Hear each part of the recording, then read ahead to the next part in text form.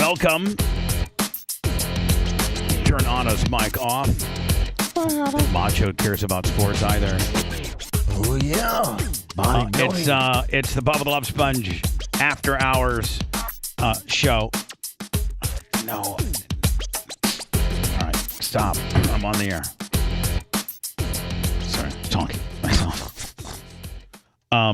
Brian, did you find what we were talking about to be intriguing, or yeah, it's really interesting a good plan? stuff. I think it's a great plan, and I can't wait to see it all come together. Be huge. Hopefully, it could be Next big thing. Maybe.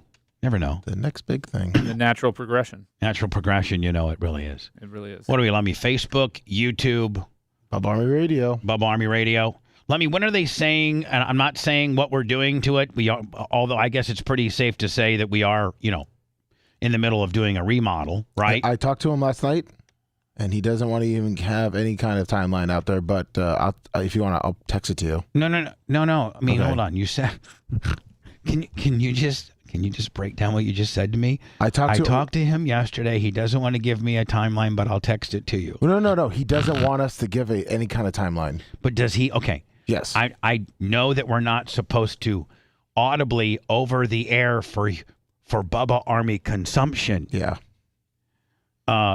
Say a particular time, because so we're not by the fans' account not held accountable for. Let's say, hey, November 30th, it's going to be on, and then it's not on November 30th. They're like, hey, you fuckers. Yeah. Yes. But yes, we. So, but did he give you a date that maybe that maybe, do you have a approximate just working with us date? Yes. Can you send that to me? Yes, I will. And is that like soup to nuts, all done? All of our special features, all of everything that we, the subsections, the yippee-yos. No, it would be just roughed in. Correct, enough to, and then we would continue to refine. Correct. All right, enough to be functional. Yes. All right, I'm waiting for your fucking text. I was making sure that I didn't send the wrong thing when you were asking those questions. I'm just looking for a date of when you're going to be roughed in. Okay. Yeah. All right. For real? Yeah. Well, fuck.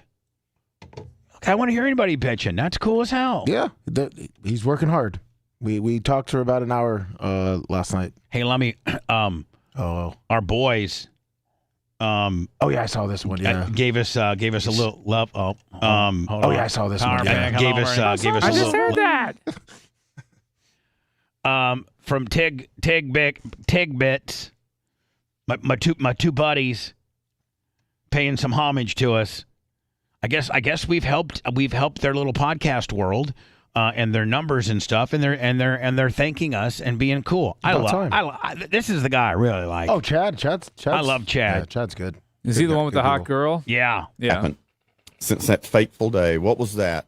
June the 1st on a Thursday in the morning, we got a phone call saying that Bubba had found our little tiny podcast that we pieced together.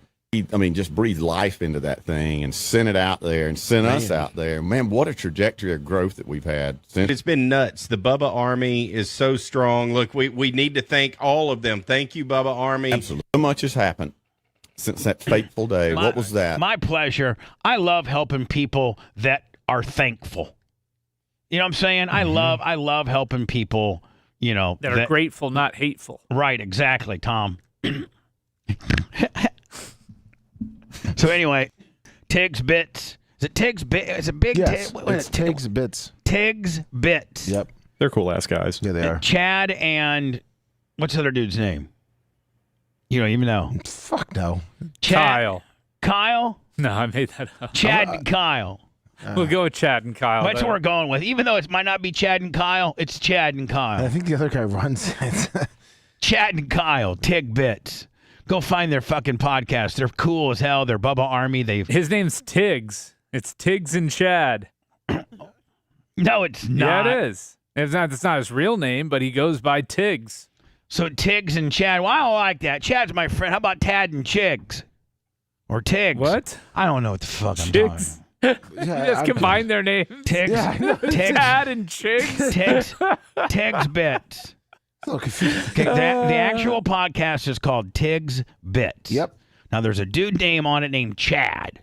That's my buddy. The other dude's name's not Kyle like we thought. His name, he goes by Tiggs. That's the Tiggs part? Yeah, it's probably his last name or something. All right, Tiggs. We don't know what your real name is, but you're Kyle to us, bitch. Kyle. He's like, I don't want to be fucking You got Kyle. a Kyle and a Chad. I want to be Tiggs.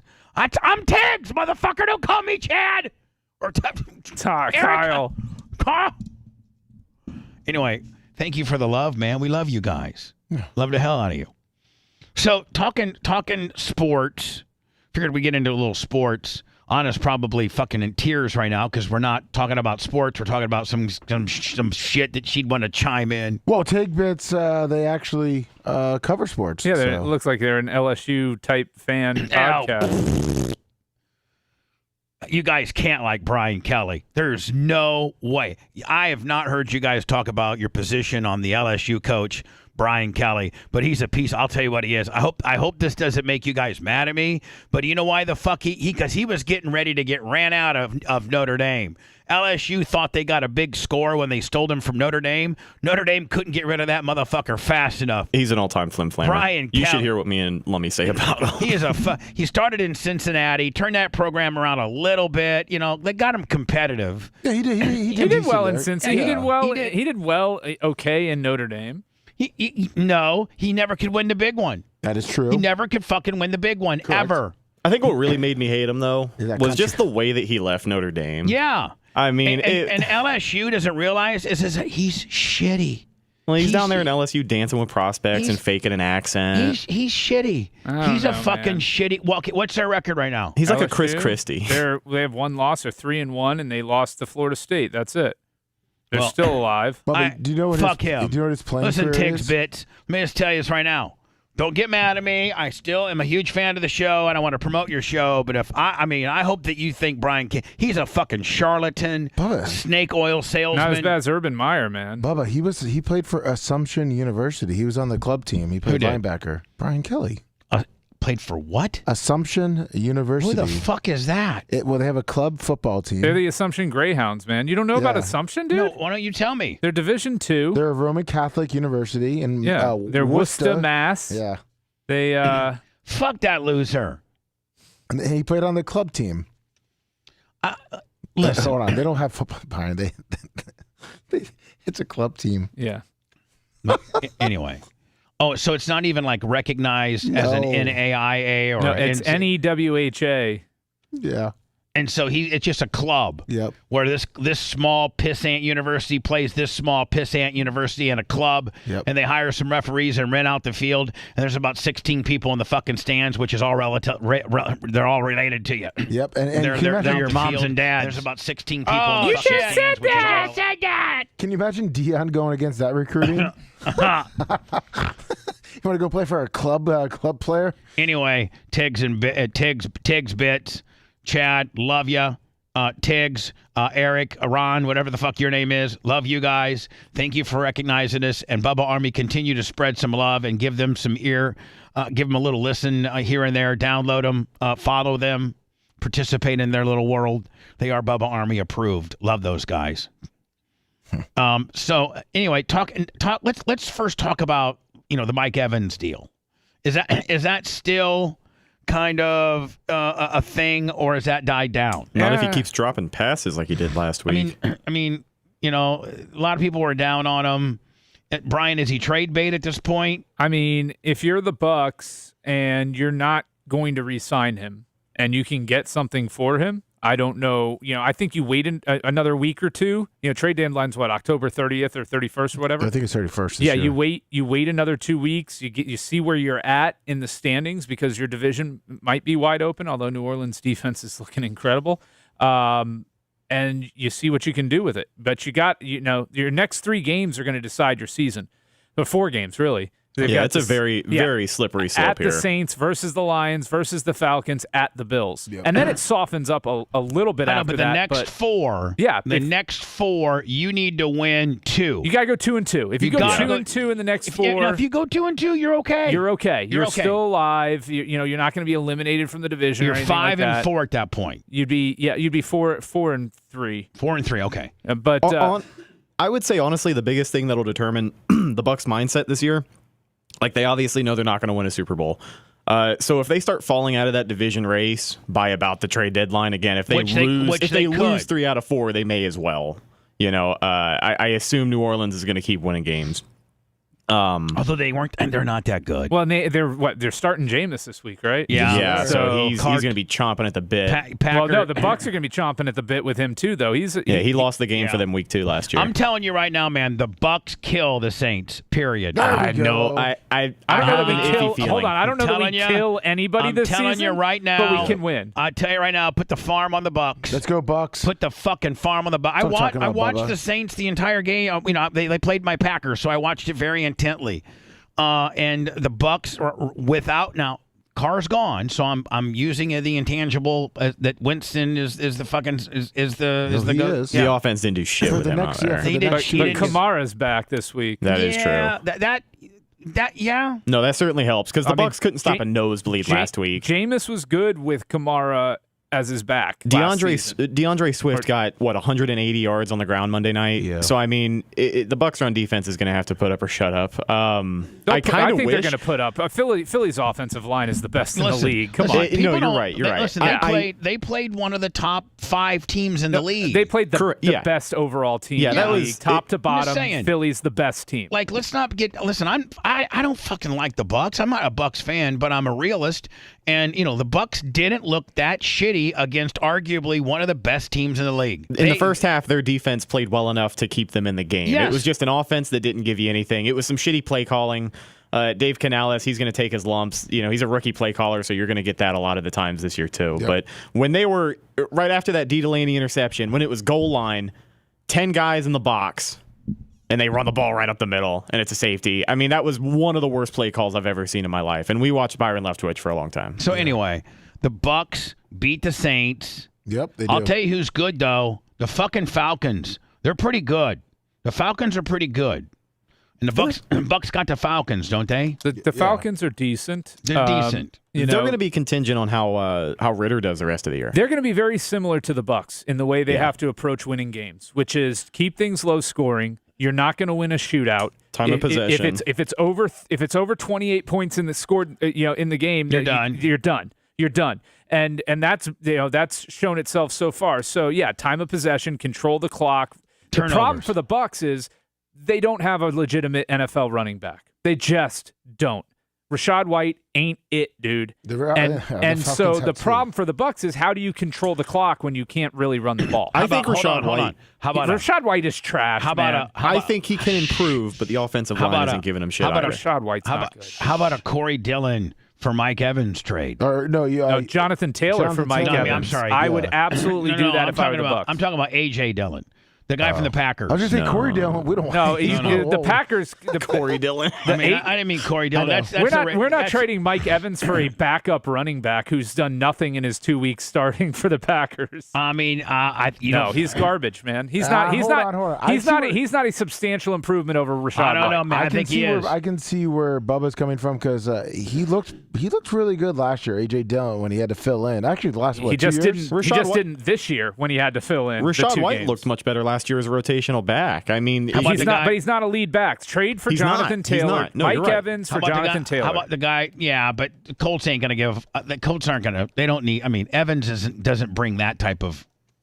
Evans gives Anthony Richardson a receiver who can go up and get the ball for him. Yeah, but Colts hold on. You're trading a fucking. He's better than Pittman. How old's Taylor? No, 1 and 2 though. Yeah. Taylor's 24. All right, and fucking Evans is what, 31? 30. But right. Taylor's 24 and never going to play for them again. There's no way they're re-signing him. And honestly, if the Bucs trade for Taylor, I don't think they're going to be the team that pays him after next year. No, it's a 1-year deal. It's a rental. And at that point, man, the Bucs aren't in the rental bit. They're not good enough to be in the rental bit. I mean, this isn't a Super Bowl roster, so what is the benefit of a short-term rental when you know you're not going to be... Teams that rent are teams that are a player away from having a Super Bowl run. Yeah, right. Like that. Those are the teams that rent. The Chiefs, the Dolphins. Those are the teams. The Cowboys. But here's the problem: those are the guys that go out and get a rental. You hold on on to Evans, or you trade Evans for like a second-round pick? That's what. Yeah, but I mean, that's all you're going to get for him. You're not going to get Evans back next year.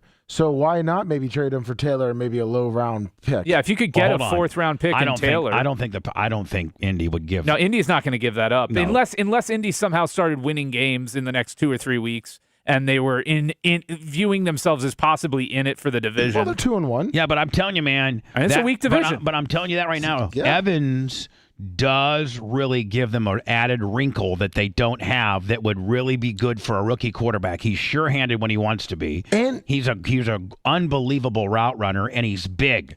I mean, so you can that errant ball that the 6 foot guy can't get, the 6'4" guy can get. Yeah, they don't have a big-bodied wide receiver. And- like that. Evans, having a big body wide receiver in the league is really, people don't understand how much Pittman is easier. big. Yeah, Hold on, is that much easier for a rookie quarterback? 6'5". Yeah, hold on.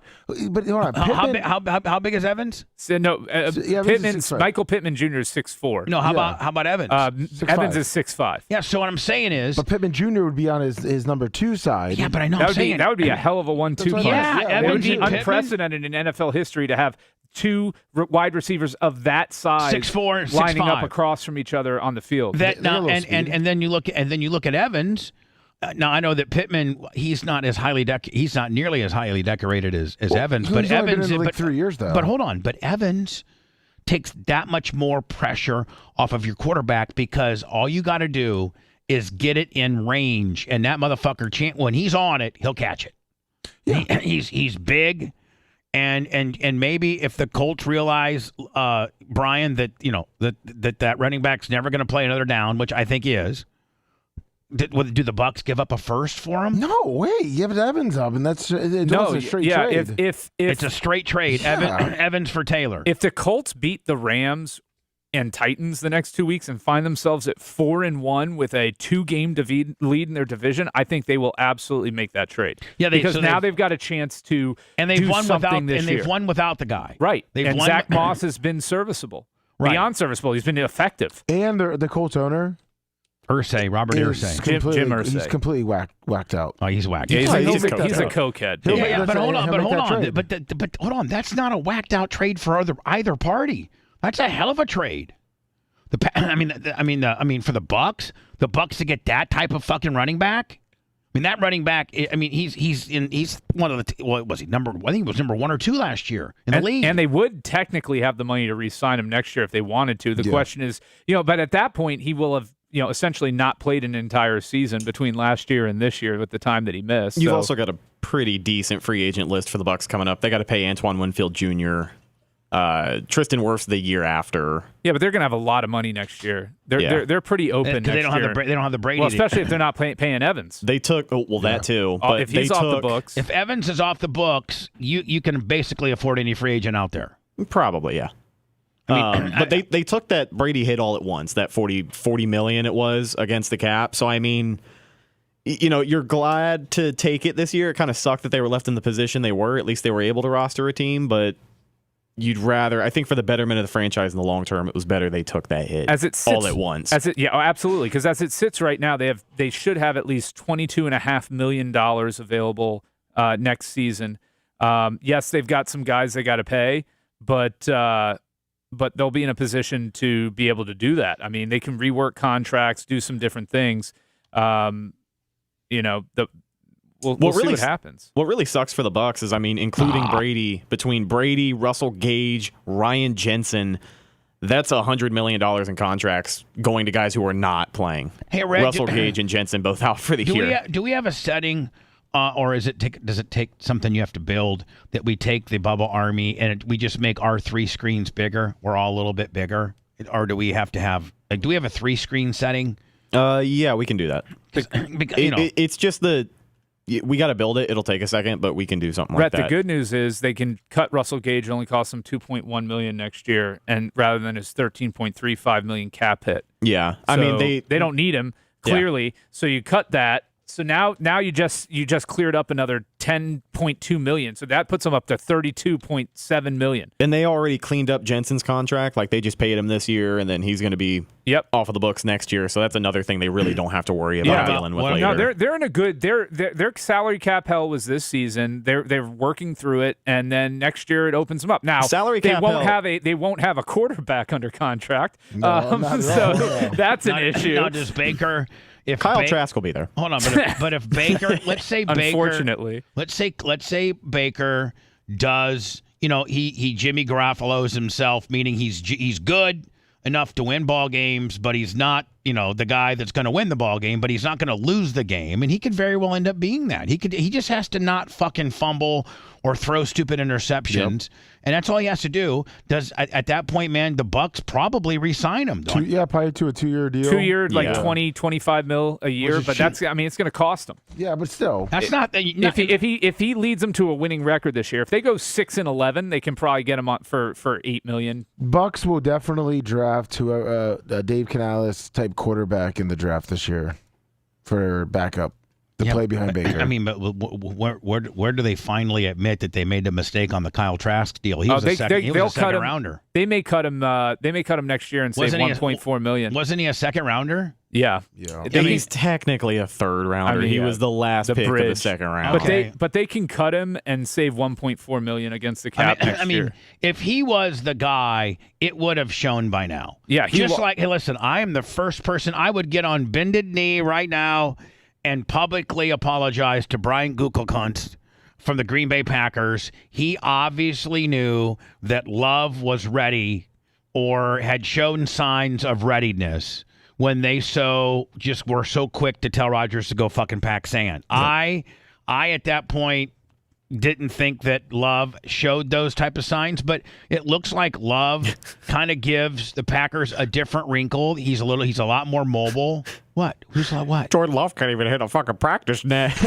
He couldn't. We were watching videos of him missing throws at training camp. He couldn't. So anyway, no, you're right. Because Aaron Rodgers was probably poisoning him. But I mean, it looks like microdosing him. It looks like that was the right call now.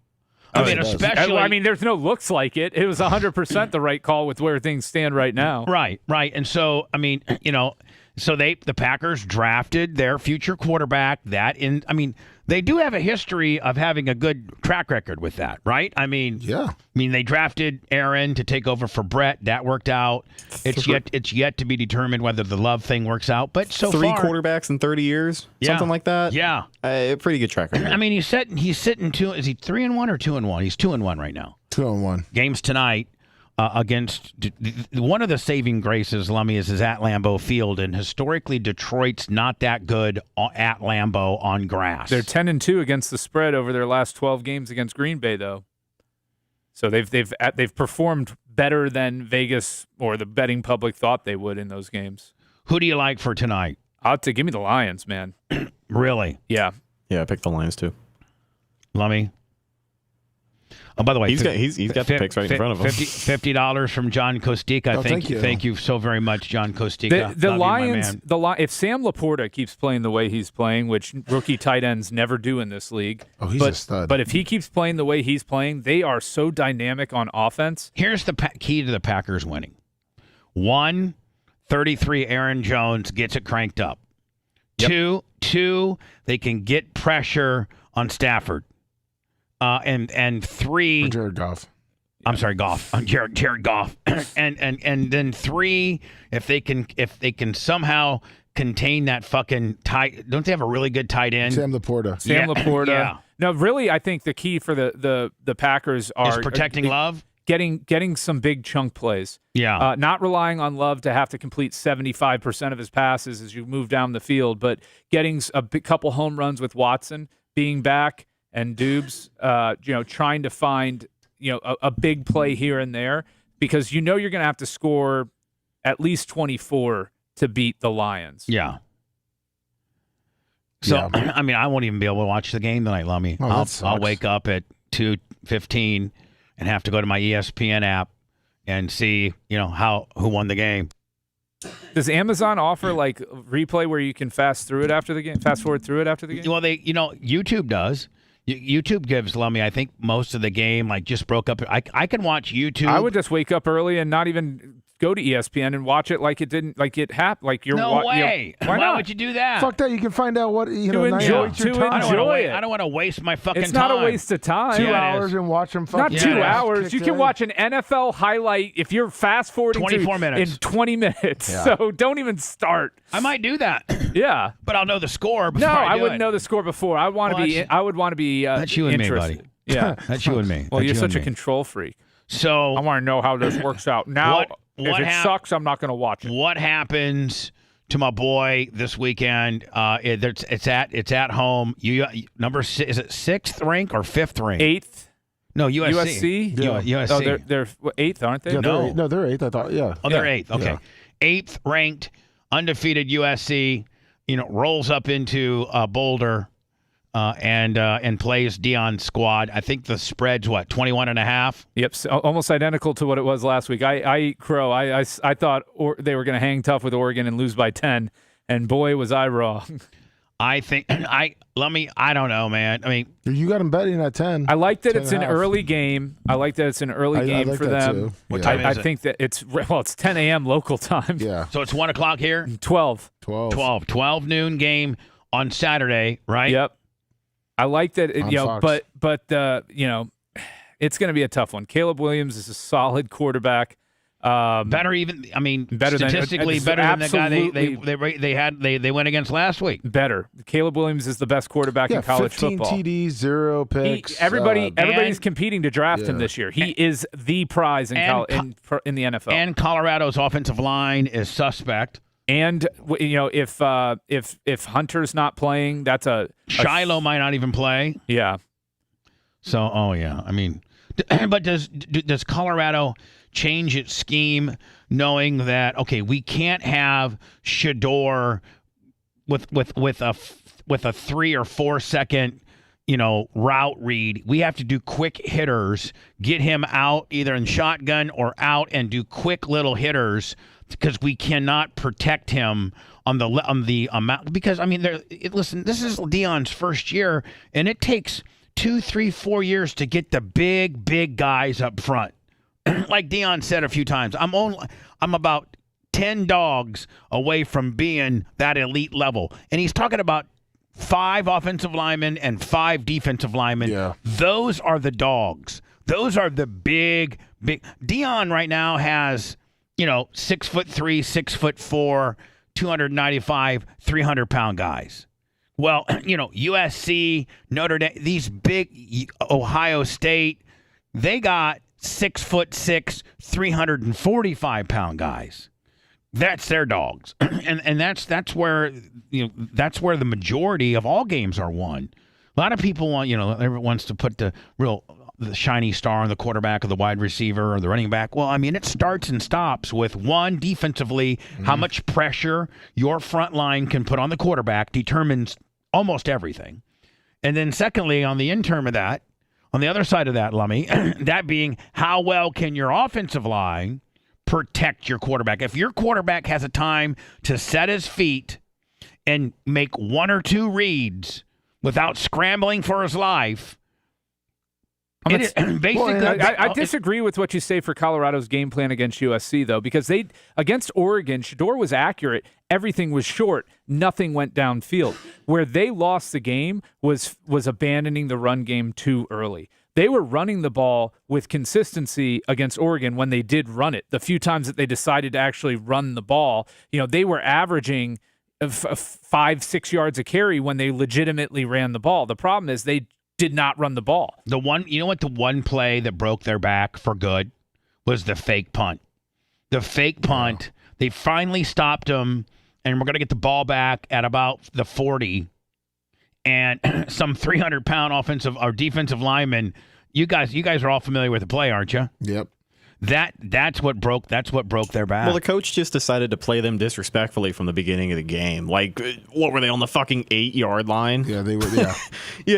They did not give a damn. So that fake punt early when they chose to do it, they were already up too. So yeah, me and Lummy were watching it, and I looked over and I said something because I was very surprised because he did that, and then they showed him smirking on the sideline too. That's a fuck you. Yeah, it is. That is a big double bicep. Fucking come get some. And that's how every team is going to play Colorado from here on out. And Colorado's. That's how every team is going to do it. And Colorado's done it to himself. Like, I mean, I think I don't like they're my, Deion's my good friend, but they've kind of thugged themselves out. Like they kind of Miami thugged themselves out a little bit. I feel like it just comes with the territory of being, as big of a deal as the media has made them. People are sick and tired of it already. Other teams, other players on other teams are sick and tired of it already. I think part of the problem too was it was that that win over TCU was not as impressive as it was made out to be. This isn't last year's TCU team. I mean, they're not bad. They've won 3 since then, and they've did well against a mediocre Houston team and a mediocre SMU team. But I think there was too much hype bought into that win. The fact that they went to overtime with Colorado State is more telling to me than the TCU. Yeah, and Nebraska's obviously got a new coach, so they're not where they should be. Right. I mean, it doesn't mean Nebraska's ever going to get back there. No, but Matt Rule is not Deion Sanders. Exactly, but he's also not Deion Sanders where he can just bring in guys and immediately they start clicking like this. Yeah. So, this is a team that I still think ends up in that 7-5 range. Who Colorado? Yeah, I do. I agree. And that what it's a raring success for them. If they go 4-4 the rest of the way, that's amazing. From where they were at 1-11 to bowl eligible at 7-5 would be a great season for them. But there's games on their schedule that they're not going to win. I mean, they're not going to beat USC this week. They're not going to Washington? beat Utah. Utah is going to out physical them big time at the end of the season. Washington State, Oregon State, those are tough games. Even UCLA is a tough game. But you got to win the Arizona State game. You got to win the Stanford game. You got to win the Arizona game. Those teams are not very good. Arizona's out there. But Stanford's the worst team. Stanford's garbage. Yeah. Stanford's hot trash. Arizona State's awful. Arizona State may be worse than Stanford. And they're not good either. So there's wins left on their schedule. But, so let's say Deion goes 6-5. Is it 6-5? 6-4? No, it would be 7-5 or 6-6. All right, either one of those. I think he makes a minor bowl. Right, I think he makes probably third place will he be third place in the Pac-12 at that point? If they split out, they're like 4-5 in the Pac-12 on the year. Yeah, so they would be in the middle of the pack. I mean, they're going to get a minor bowl. Right. And then, and so I think that's a success by one. Last year we were 1-11 and we got 85 new players. And he now, I think arguably you will agree, regardless of what his record ends up being, it's going to be probably a winning record. And he has figured out the recruiting process where he has big time 5-star recruiting power. Right? There's a lot of, he's going to get a lot of good players. Yeah. And I think in 4 years he could have that program, winning the Pac-12. Well, isn't the Pac-12 pretty much? It's going away. Well, they're going to the Big 12. Colorado's going to the Big 12. Now, who's all going to be in the Big 12? Well, it's going to be for the Four Corners teams from the Pac-12, and then the Texas and Oklahoma are gone. So it'll be much more open in the Big 12 next year. Yeah, UCF. Colorado will legitimately have a chance to win the Big 12 next year. Yes. If Shedeur comes back. Oh, no, he's coming back. Oh, I think his dad already addressed that. Yeah, but if he's the if they're talking about him as like a top 3 pick in the draft, how do you tell your son to not take advantage of that? He does. His Neil deals? Does. What's that? His Neil deals? Yeah, but at some point he's not in charge of Shedeur. Yeah, well, he's not. Shedeur's a man, and if he's guess what? He won't go against his dad. He will not go against. He will not go against his. Look who's on the screen. Look at Deion on the screen. He won't go against his dad. No way. Behind it. And then if he's not going to be a top 3 pick. He might be a first rounder. How he plays, Brian, against these. Okay. He has no offensive line. He still completed 2/3 of his passes, did not throw an interception, and was sacked 7 times against Oregon, and still stayed composed. He equipped himself well and showed well in that game. But he did not reduce his value in any way, shape, or form. Right. he was not given a chance in that game. Right. But he didn't go out there and turn them. They didn't lose because he threw 3 interceptions. They didn't lose because he forced bad passes. He took what he could there. He had nothing. I mean, he was under duress the entire game. I agree. I just think that he comes back from his death. I mean, if he's, he could be the number 1 overall pick if he comes back next year and they go, 9-2. Well, that's the plan. I think. I think it would be advantageous to him to go back to Colorado for 1 more year. Yep. And then, this quarterback class coming up, you've got Bo Nix, Drake May, Caleb Williams. Yeah. God, who else do you have? There's a few more who are pretty Kid damn from good. Notre Dame. Most people have him in 3. Yeah. He probably won't be 1. Caleb's probably going to be 1, but he could be a number 2 or 3 pick. But he probably wants to win a Heisman too, which he's probably not going to win this year because most likely will be a back-to-back. But could win next year. Yeah. Well, I mean, they have a Charmin soft schedule next year, right? Yeah. They've got North Dakota State, at Nebraska, at Colorado State. Plus, you're doing, and then the Big 12 is weaker than the Pac-12. You're doing your dad dirty. Your dad needs you. Yeah. Your dad needs you, and your dad's made you what you are today. I mean, there's no arguing that. Nope. No, he'll come back and listen to him. I'm just saying it's hard to say no to if he's being told you will be the number 2 or 3 pick if you come out. Man, that's tough to turn down. I think Shiloh, Shador, or which one of my kids I'm talking about? You're staying here with the program, brother. We're going to go 9-2 next year. You're going to win the Heisman. Yeah, you were going to FAU. Yeah, hold on. Before Tom Brady. I got to call Tom Brady up. Think about this, Brian. I actually had dinner with them on June 13th, 2020 at Forbichi's. Me, Dion, and Shador. And Shador had just verbally committed to Willie Taggart to go be the starting for the Florida Atlantic for the Florida Atlantic Owls. Yep. And the reason why he had offers from Alabama and a bunch of other places, but Nick Saban and all the guy, Dabo Sweeney and all those guys were like, listen, Shador, you're gonna probably if you're as good as advertised, you'll probably start your junior year, sophomore year.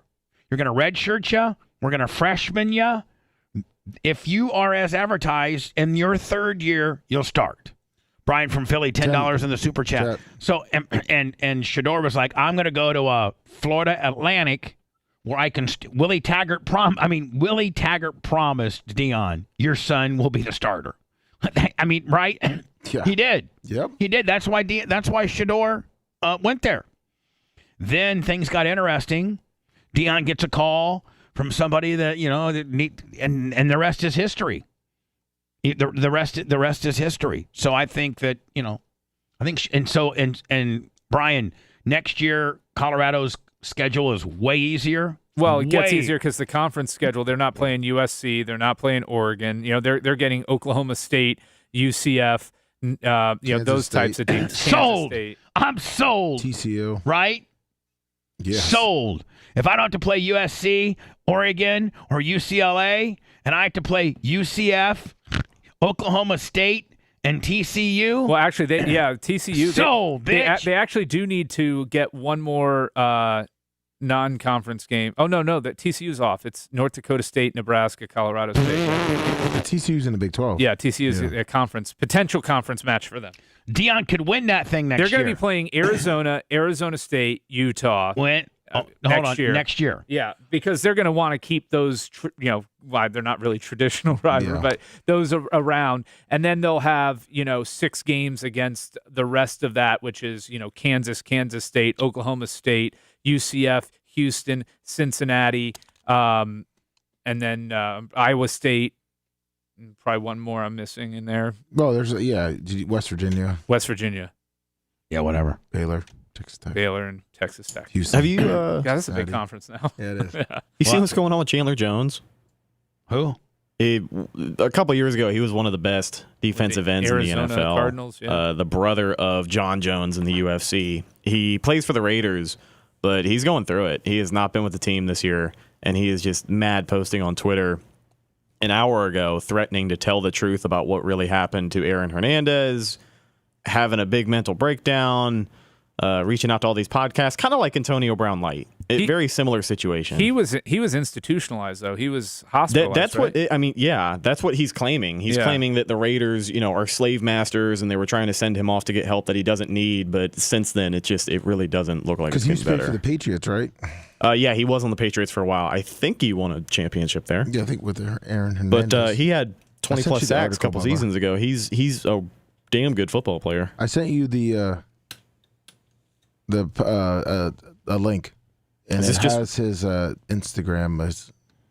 And this guy was a defensive end Well, for. technically, he's still he's signed to the Raiders. He's under contract with the Raiders. Last year he was with Arizona. This is his letter here that he wrote. First day out, if my fans Where's this and at? friends, Keeps going down? this is off of Keeps going X. down. Right there. If my friends and friends were wondering, I was taken in by the Las Vegas Fire Department last week against my will. I was injected with I don't know what.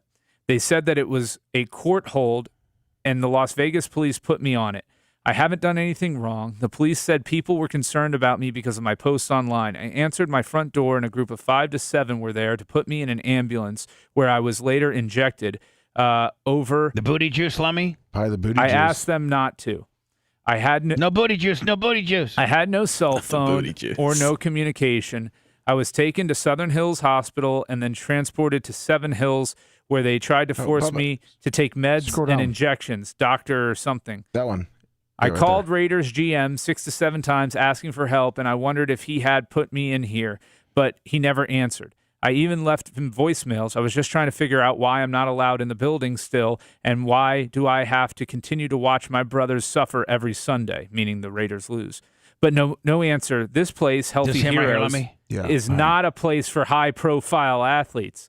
My first night, I slept on the floor and was not offered a bed. My brothers need to bring me decent meals to eat and clothes. My dad comes and reads me Bible verses. Every game that I miss is $1 million. I'm still confused on what I did wrong. I'm stuck here. I'm very sane. Spoken like a true crazy person. I work out in my room every day, even down the hallway at 3 a.m. if you ask the staff here. All I know is whoever put me in here had bad intentions.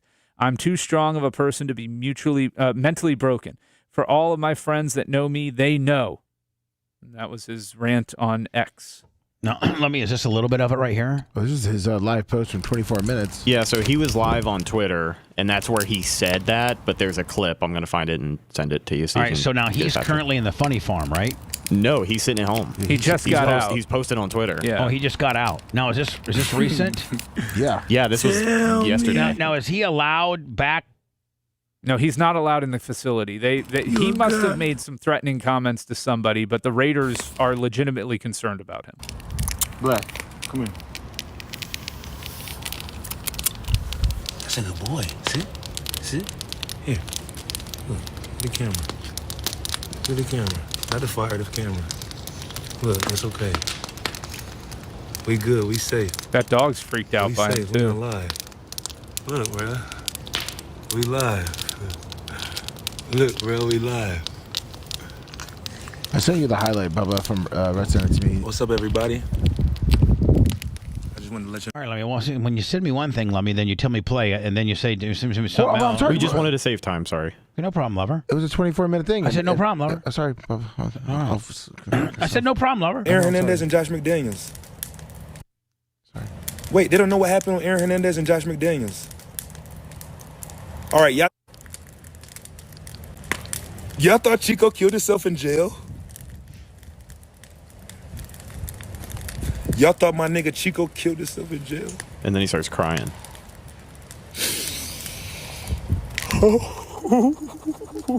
Who's Chico? Aaron Hernandez. Hernandez.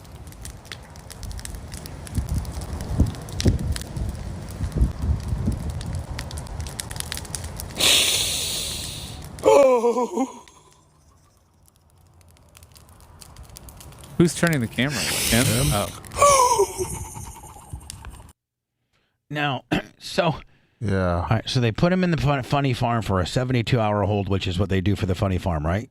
Yeah. And then he comes back, and the Raiders have told him that we don't want you in the facility, right? Right. So where does that? One, is he good? Yes. And two, like what ends up happening? what ends up happening with him is he's probably going to have a breakdown and do something very stupid. I think the Raiders, if they haven't already, are going to put him on the Pup? either the pup or there's another name for there's it. a different like the list NFI or something. like the non-football related injury list or something like that. Shut Scout that knows. damn dog up. Yeah, she actually won't shut the fuck up today. I don't know what's going on. She's being weird. Well, initially it all came out that because he came out and said he didn't want to play for the head coach or the general manager right before the season, I believe. So is he just crazied himself out of the league, pretty much? Yeah. That's what it seems like, yeah. Yeah. And so, like, kind of an Antonio Brown deal, right? Yeah. I mean, right? I mean, Antonio Brown, if he had his head on right, and you knew he wasn't going to fucking self-destruct and take his pads off and, you knew he wasn't going to be Antonio Brown, you'd hire that guy in a minute, wouldn't you? Brian, if you could get that guy for $2-3 million, $4 million, which you probably could, and you knew that he wasn't going to absolutely just flame the fuck out and piss everybody off in your organization. I mean, he's still a physical specimen, and he's still a hell of a right when his head's on straight. Well, I mean, I think 2 years ago he had 20 sacks. Yeah, I mean, well, think about it. I'm talking about Antonio Brown. Antonio Brown, when he came here, when Tom Brady brought him in that first year, yeah, he had his head straight on. Well, it seems so. Something's maybe he's connecting somehow Josh McDaniels to Aaron Hernandez and what happened to him. And Josh McDaniels is the current head coach of the Raiders. Yeah. So he's made like threatening posts and well, Josh McDaniels was also the longtime offensive coordinator in New England, so when that connection for the people, with for the people who didn't know that part. So it's really an interesting situation. I mean, I don't know what involvement Josh McDaniels would have with Aaron Hernandez, given that Hernandez's storied troubled past started way before Josh McDaniels was ever involved in his life. But that's why the Raiders can't have him there, because they may think he's legitimately going to go after the head coach. Like physically. Yeah. Like, connife him. Like something. Yeah, beat the shit out of him or try to kill him. Yeah.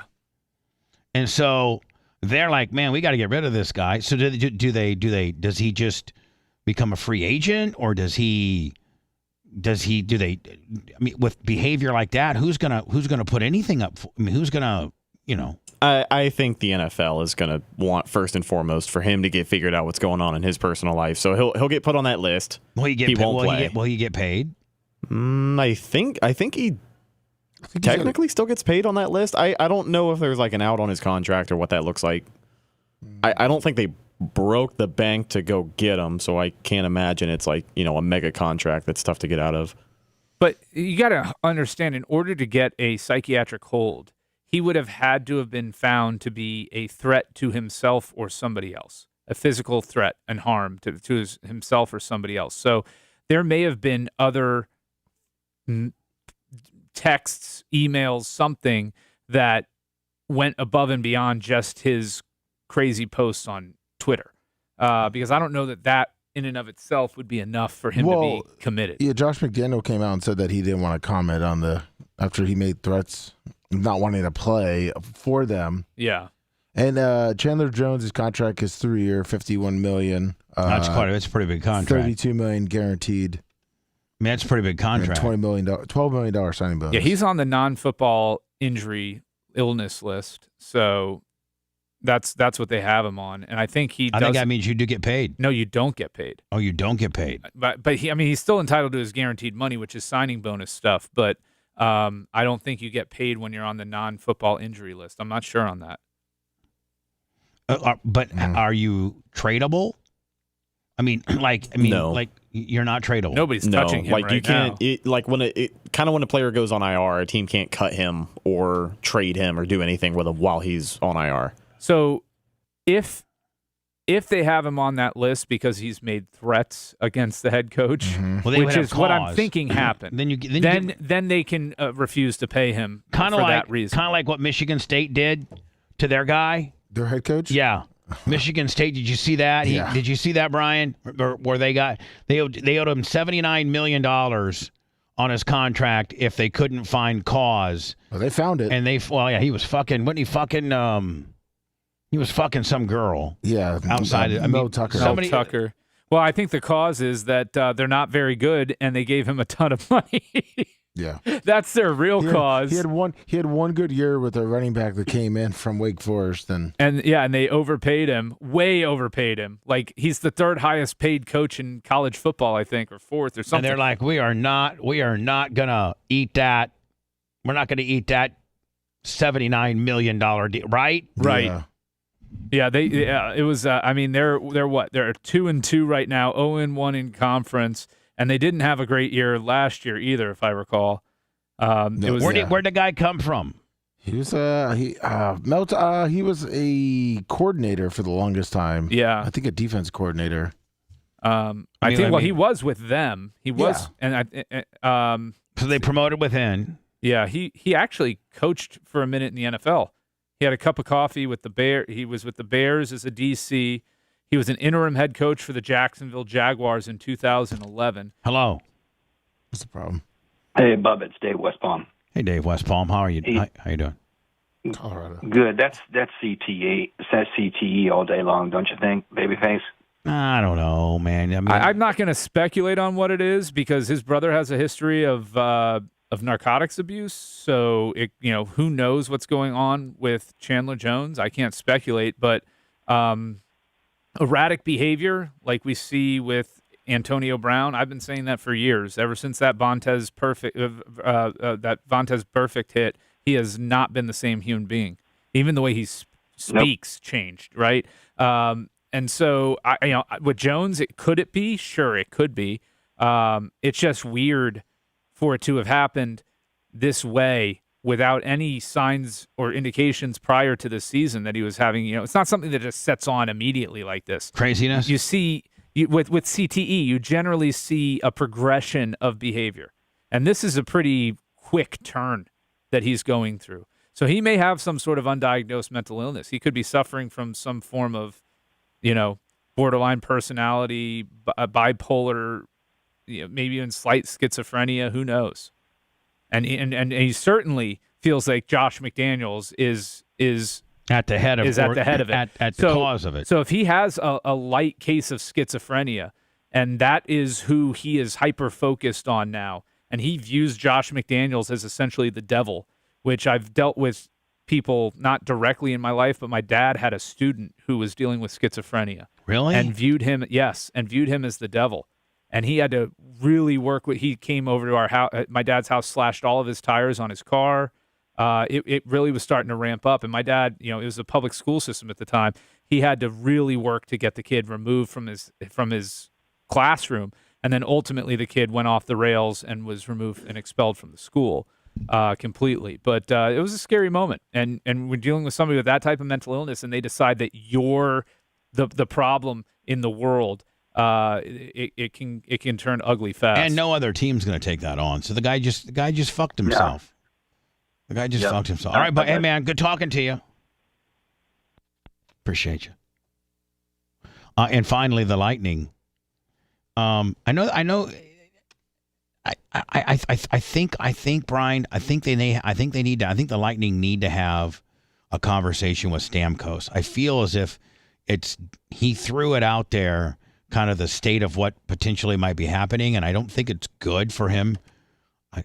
I don't think it's optically looks good for the Lightning to have a guy that's probably arguably your biggest star in the history of the franchise, the face of the franchise. I mean, we've had we had the Chris Grattons, we had the Marty St. Louis, we had the Vinny LeCavier. We've had these, the Roman Hammerlink. But none of those are even close to being. I mean, Steve Stamkos to the Lightning is like Derek Jeter to the Yankees, or even like a Derek Brooks to the Bucks. Yeah, that steadying force, yes. That face that's been there through your most successful era of your franchise. You're Mike Allstott. Yeah, you're Derek Brooks, right? They had their core, and they kept their core together for the most part. I think John Lynch was the first one to go. I don't remember, but him and Sapp were the first two. Sapp was, I think, the first one. Yeah, but and the Lynch. but what don't you think if you're the Lightning, man, you're getting a hold of Steve and just as a PR standpoint and saying, hey, or like I think I saw when you were leaving last time and we were talking about, hey, sometimes you got to be a prick in business in order to be successful. Yep. And maybe, the Lightning, it's a business, obviously, and maybe you got to be a prick. Well, it's in order to be successful, right? But I think they could have handled it differently. Yeah, they should have offered him a team friendly 4-year, $4 million a year deal in the offseason. And I know they say, well, and yes, the salary cap has been a motherfucker for them since COVID, and it only going up $1 million a season when they have all these players. They could have kept this core together much better if COVID hadn't happened, because the way the NHL did it is the players essentially have been paying back the league and the owners this entire time. They're the only sports organization in America that had this weird setup where the players essentially have frozen their contracts have frozen their pay for 3 years, and not allowed for any real increases in the salary cap as revenues have increased, so that the league can recover their revenues. And so the problem for the Lightning is, the salary cap's not shooting up next season again, and they've got plans for the future, and they legitimately believe, between Vasilevsky and then the Alphonse guy behind him, that they have another window of about 5 years where they can still be competitive and compete for titles. But don't you think they go to Steve Stamkos? The message. Hold on. Listen, Steven. Listen, the message that came from Stamkos was the Lightning do not want to talk about any contract extensions until after the season is over. Yeah, and I don't like that because the precedent isn't there with them. They re-signed Cirelli. They re-signed Sergachev. They re-signed Chernak while all of them still had a year left on their contract. Right. So what I was saying, and it is kind of fucked up. Stamkos has earned that goodwill. He has earned that. At least have this conversation. Make with the him. offer. This is what we're going to offer you. This is the best we can do. Or this, Brian. Stamo. Listen, we want you to retire a Lightning. We don't quite know what the numbers are going to do, but we want you to be a Lightning. And so we have a range of where we think we can maybe fit you. No, I don't want to say you want to say fit you in. I think we have a range where we can afford you. And still be competitive. And still be competitive, but you're going to be giving us a deal. We're going to be getting a deal, but you're our guy, and we want. I think Steve can I think Stamkos can digest that more than you can digest. We're not talking about it till the season's over. To me, that's drawing a line in the sand, kind of being a prick. It's a fuck you, and it's what the Bucks did to Mike Evans. And with the Bucks, they're probably moving on from Evans, and that's okay. For the Lightning, Stamkos has a little bit of a different position in their franchise and their organization than Evans does with the Bucks. Yeah, I mean, like the greatest of all time, maybe.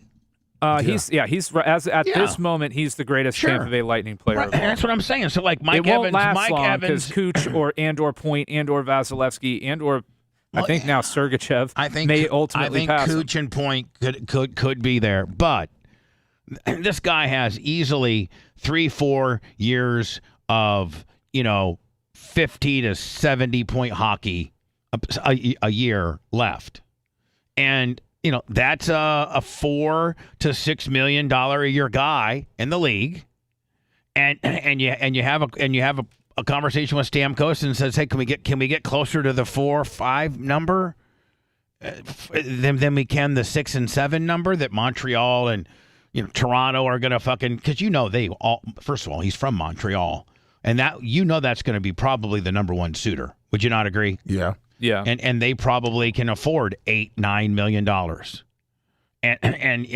but you got to have that conversation in a positive way with him, not this way, not where he releases publicly the Lightning told me to pack sand till next year, right? That came from his camp, right? Man, that's disrespectful to the greatest player ever to wear your fucking sweater. The problem I have too is that they're not set up badly for next year. Mm-hmm. They've got both goalies under contract. Okay, so they're fine there. They've got 5 out of their 8 defensemen under contract, and then they've got three other forwards that are not under contract, but that are playing for league minimum contracts this year. So even if you gave Stammer $5 million, you're saving $3.5 million versus what you're paying him this season, which gives you a limited amount of roster flexibility to go out and sign guys. You can get guys at the minimum after that. And so, go to him with a 3 or 4 year. I would do a 3-year, $5 million or 4-year, $4 million deal. So like a 3-year, $15 million deal. Right. And that which would be a 3-year, $21 million deal in Canada. But you're like, you got the state taxes. This is where you're from. People love you. Give us a fucking sweetheart deal. Stamkos says, hell yeah, I've made a ton of money. I'll play for $4 million or $5 million instead of 7 or 8 because of my boys. And and he truly believes that they have another that the Lightning are closer. I think the Lightning with Stamkos could be closer to a cup than any other potential team that could take them, right? Yeah. Most likely. Any team that's going to throw big money at him, because they're throwing big money at him to draw interest and to improve play in the locker room and younger players and have that veteran presence. But the Lightning would be still competitive with them. I mean, his value on the power play is immeasurable. He's still the sniper. He still has the office there on the left side. If he gets on that left side, man, and when Cooch puts it on his stick, so it's a one-timer, it's virtually indefensible. I mean, the Lightning power play is just so unique, too, because you've got the smallest guy on the power play who literally is in front of the net every play in Braden Point, which is interesting because traditionally you put one of your bigger bodies down your big there, goons right? in there, your Pat Maroon. But those three on the down there is just exceptional to have the three of them in that offensive zone at the same time, and then you got Sergachev, who's become really good at running the point on the power play. The Lightning need to fix this. The Lightning need to this optically looks bad, and I think they're committed to moving on without him. I think they are, because oh my God. I mean, I will say this. Moving on without him lets them get better at 4 other positions on the ice, for 4 other roster spots. And keeping him, they can't get better. They can maybe get better at 1 or 2 other roster spots. So moving on from him, it opens up money to go spend. But the thing is, I don't know that you're going to get a guy of his caliber for $4 or $5 million anyway. You're not. So it's a tough dilemma to be caught in. For the money he would take, which would be 5. Well, we don't know that he would take that. Yeah, I think he would. I think him coming out publicly and saying this shows how much he wants to stay, right? But I mean, I would give him a 4-year, $4.5 million deal. I would, because he's earned it. Number one, and number two. So like a 4-year, $18 million. It only takes him to 38. These guys are playing into their late 30s. How old is Cosby? Now. Well, Sidney, Crosby. He's 36, 37. Yeah. I think he's 37. Yeah. How old was Lemieux when he retired? 41? 41, yeah. I think Yager played till 72. Yager's still playing. Yager's still playing. He's playing in his kid's little league or something. Is he really? Yeah, he's overseas, I think. Yeah, he's still playing.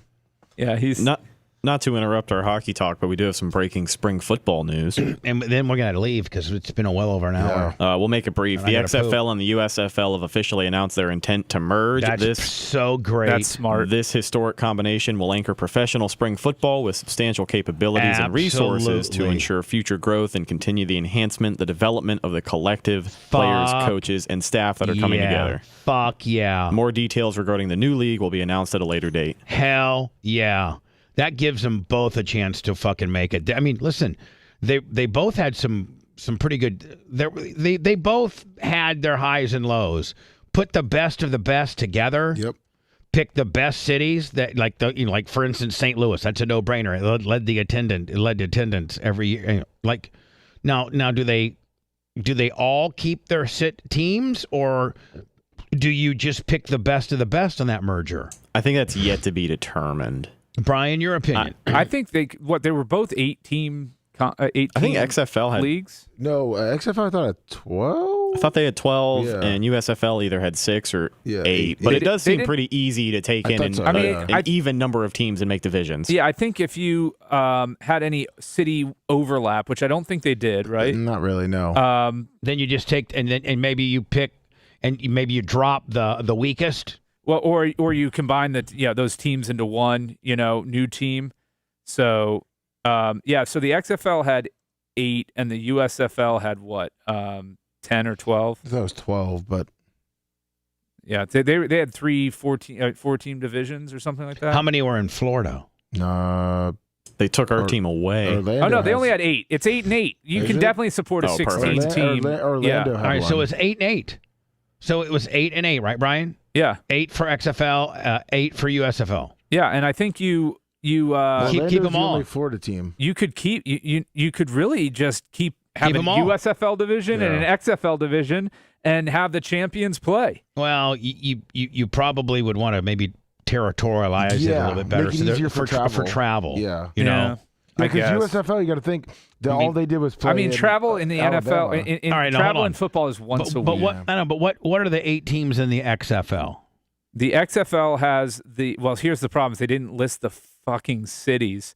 They just call them Defenders, Sea Well, Dragons. that's So I DC usually just Defenders, Defenders, Seattle yeah. Sea Dragons. Hold on. You could probably Google it. Though. Yeah. Let me Google it for Oh, me. I am. XFL and then USFL, and you could probably do the divisions right now. That's All right, so USFL. I got XFL. I got the XFL. Arlington All Renegades. right, hold on, Brian. You're not Brian. first in. Red chimed in chimed first. Well, I I'm- chimed in you second. fucker. Real quick, what I was going to say quick Jesus. is the XFL's problem is they have 3 Texas teams. Well, But then let's go hear from what- there. Let us get through that organically, motherfucker. And I chimed in Well, I thought we were second. ending this. I'm I got to go too, man. Throwing it to All Red. right. Red, give me the USFL teams. Michigan Panthers. Okay, hold on. Michigan, okay. Birmingham Stallions. Berm, okay.